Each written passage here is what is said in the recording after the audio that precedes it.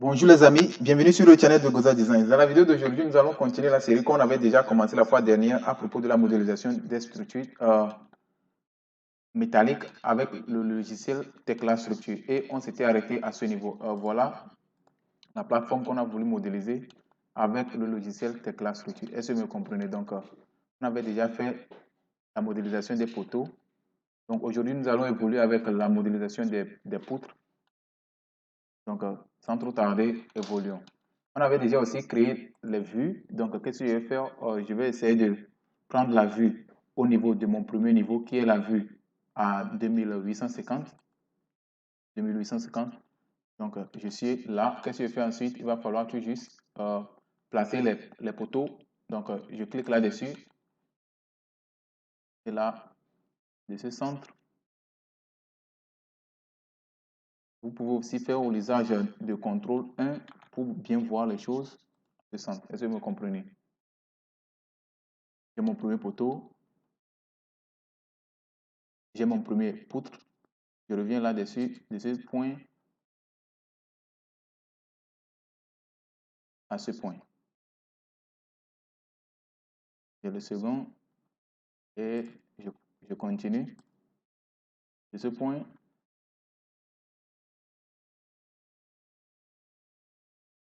à ce point. Et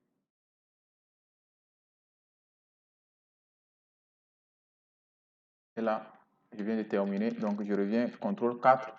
Qu'est-ce que je fais ensuite? Je vais revenir sur la vue de 3D. Oh, j'étais sur le niveau de... J'étais au niveau... J'avais fait la modélisation. Ah, je peux tout effacer et recommencer. Ça, c'est pas grave. Pour faire ça, je reviens sur la vue de la grille numéro 1. Je viens là-dessus. Je vais placer ça de ce centre à ce centre. Vous me comprenez?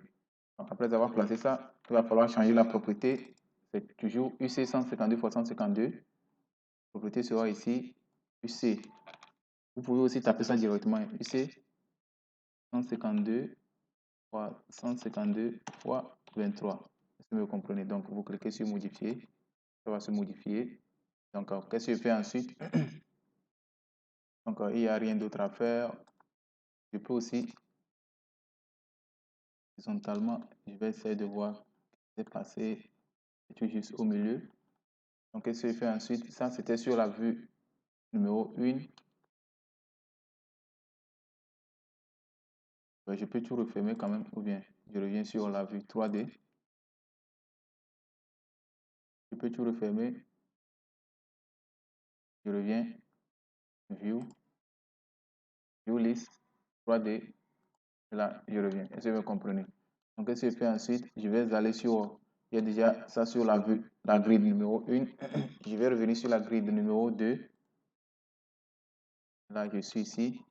Qu'est-ce que je fais ensuite? Je vais essayer de prendre mon poteau de ce point à ce point.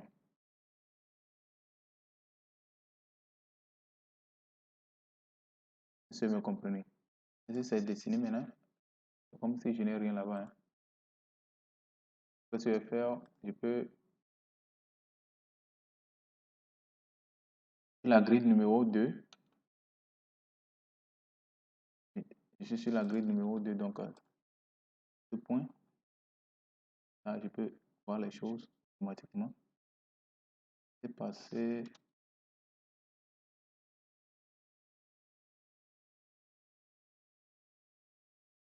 C'est pas la grille numéro 2, c'est plutôt la grille de. C'est plutôt la grille. Vous m'excusez pour ça. Grille A ou bien quoi. J'ai juste besoin de 2 points, de 2 choses là. Donc, on évolue très rapidement. Photo.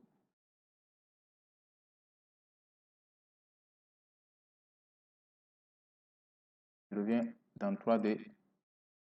Et j'ai 2 choses là. Donc, qu'est-ce que je peux faire ensuite? Je peux aussi activer la vue au niveau 2800. Et là, Ça va me faciliter les choses. Je vais juste cliquer là-dessus. De là, là et de là. Mais quelque chose va se passer. C'est que lorsque je reviendrai dans 3D, voilà, j'ai mes poteaux qui sont, faut pas oublier de sauvegarder le fichier. J'ai mes poteaux qui sont là. Donc, qu'est-ce que je fais ensuite? Je peux tout copier. J'ai voulu tout copier. Donc, cliquez sur copie spéciale linéaire au long des axes Z. Donc, il ne faut pas oublier de changer ceci de 2850. Est-ce que vous me comprenez? Combien de nombre de copies? J'ai besoin de 2 copies. Donc, copier. Là, ça c'est fait. CTRL R. Là, c'est fait. Donc, voilà la fin de cette vidéo. Donc, nous allons continuer avec dans la prochaine vidéo, avec la modélisation des choses là, des platines de base et des connexions et des platines de choses là, d'assemblage. Est-ce que vous me comprenez? Mais avant que j'ai voulu vous donner un bonus.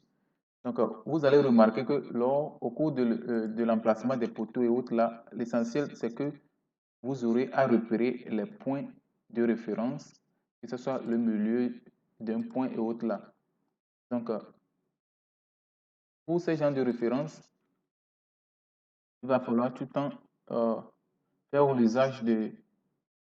Ici, je veux que c'est la même façon dont on le fait en AutoCAD, mais il va falloir tout juste activer ces choses-là ici, l'intersection. Je veux que TECLA me notifie lorsque je suis à l'intersection de 2 points ou bien de deux lignes, l'orthogonalité, l'intersection, le milieu de 2 points ou bien d'une ligne, le centre d'un cercle, le quadrant probablement d'un objet et aussi